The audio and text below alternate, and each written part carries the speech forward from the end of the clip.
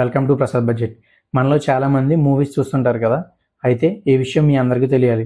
యాక్చువల్గా మనం book my షోలో మూవీ టికెట్స్ అనేవి బుక్ చేసుకుంటూ ఉంటాం. ఆ బుక్ మై షో టికెట్లో కనుక మీరు చూసినట్లయితే అది షో టైం అనేది ఒకటి ఉంటుంది. షో టైం అంటే ఏంటంటే ఆ టైంకి షో అనేది స్టార్ట్ అవ్వాలి. కానీ బెంగళూరు సంబంధించినటువంటి అభిషేక్ అనే వ్యక్తి 4 గంటల 5 నిమిషాలకి షో అనేది బుక్ చేసుకుంటే తన యొక్క మూవీ అనేది 4 గంటల 30 నిమిషాలకి స్టార్ట్ అయింది.